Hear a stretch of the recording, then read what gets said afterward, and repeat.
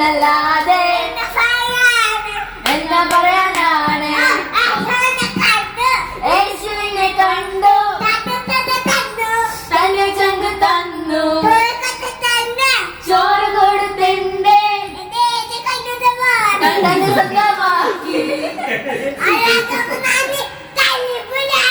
ഒരു പറഞ്ഞാൽ ഞാനൊരു തല്ലിപ്പൊളിയാണ്